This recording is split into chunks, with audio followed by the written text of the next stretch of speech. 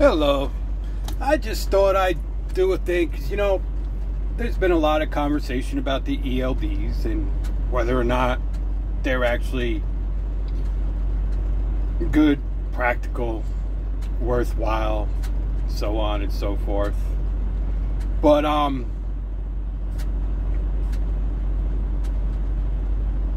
looking at my ELD. Yesterday, my ELD was fine.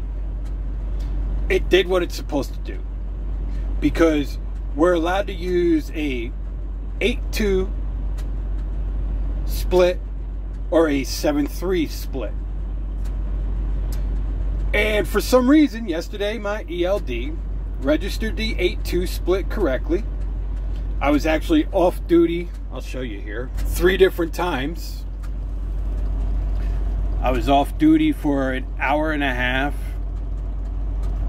Then I moved across to where I was going, and then I wound up being off duty for 2 hours while I was getting unloaded. Actually, that's what happened. The hour and a half I was waiting just outside the facility. Then I was able to go check in, and then when I went and checked in, then I wound up being off for another 2 hours while getting unloaded. Then I drove across to where I was getting loaded for my trip out. And I was in the sleeper berth for 2 hours and 21 minutes. And somewhere in the middle of the night, it just decided, hey, you know what? We're not going to allow you to do the legal split and just put me in a violation. Now, this goes one of 2 ways. DOT is going to look at that, and they're going to say, well, the system says you're in violation, so we're writing you a ticket.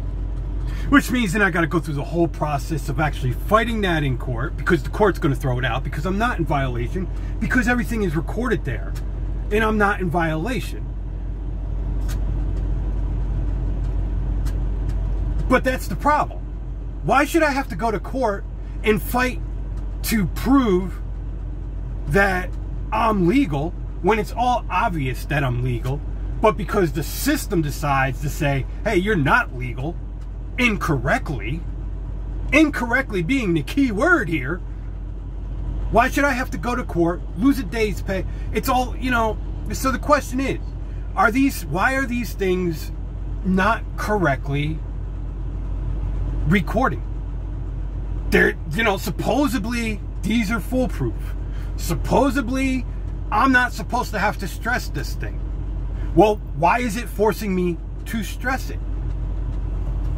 One of the things I have noticed about the ELD is it doesn't like to correctly record the split.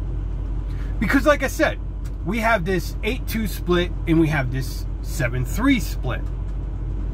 But that's 8-2 split and that 7-3 split, for some reason, the only way that these things like to record them most of the time, like I said yesterday, I thought they fixed the bug and it was recording properly because, it did what it's supposed to do.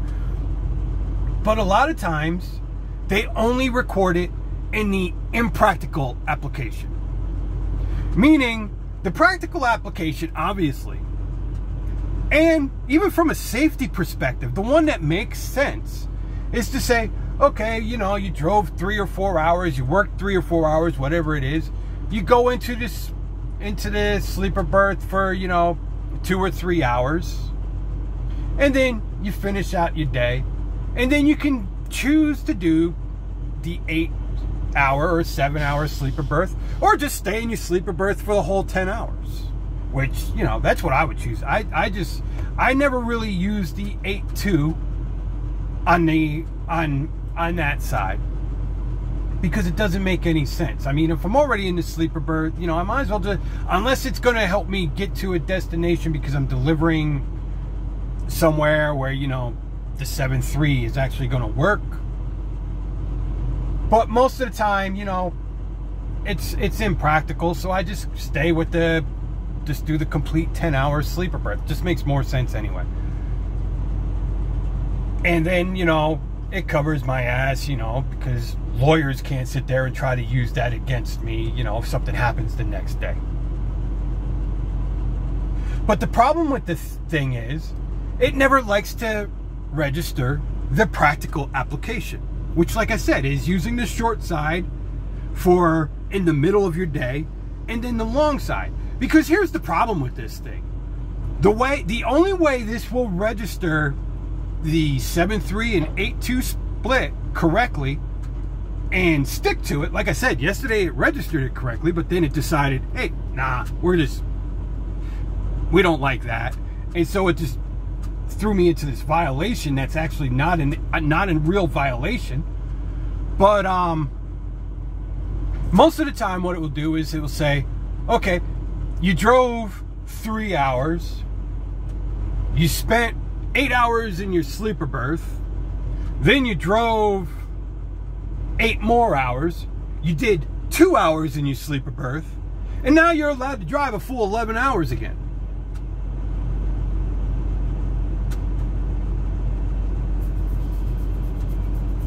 Wait a minute. Think about what I just said. Think about that. You drove 3 hours. You did 8 hours in your sleeper berth.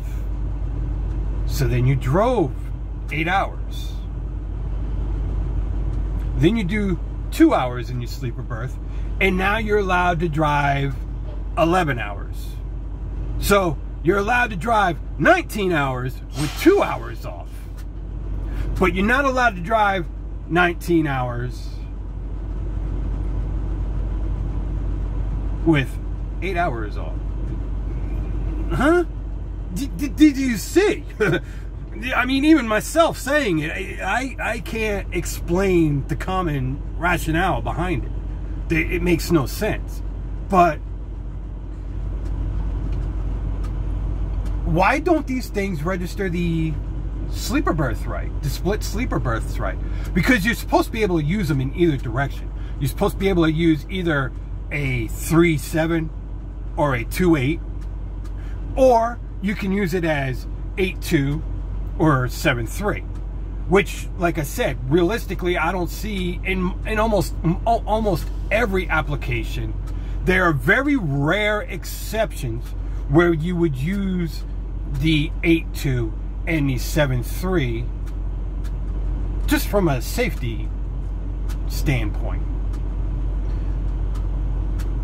I mean, I could see, like, for instance, I could see using the, I go and I get loaded, and, you know, the 7-3 would make sense because I know, okay, I'm going to drive almost all the way home, then I'm going to sit in the truck for 3 hours, and then I'm going to finish getting home, and then I'm going to take a day off in the middle of that load. That makes sense. You know, like I said, there's very few places where it makes sense why I'm going to drive 8 hours, get 3 hours sleep, and then drive 11 hours. I mean, that's just unrealistic. It's impractical. And, you know, just from the safety standpoint, it makes absolutely no sense. But the only way the ELD works is on the unsafe, impractical application of the law.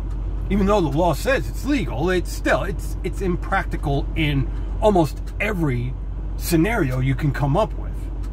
The scenarios you come up with where it's practical are limited, but, you know, we live in the real world, and there are real world applications for it, but they're limited. You know, so now I'm supposed to call the ELD company and fight with them to get them to do something, but there's nothing they can do. I don't understand what they can do. It's their software is the problem. They need to do a whole software patch. I mean, what are they going to do? Are they going to manipulate my logs? I don't want them manipulating my logs to fix it. Because if they manipulate my logs, then the mileage is going to show that the logs are manipulated. And then I got to deal with the legal ramifications of that. There's really not, it's just their software is operating incorrectly. They need to actually fix that. They need to put in a software patch. That's the only thing they can do to fix it, is a software patch, which means they got to write the software so that this thing operates correctly. So what is my calling them going to do? Other than actually open me up for legal ramifications down the road.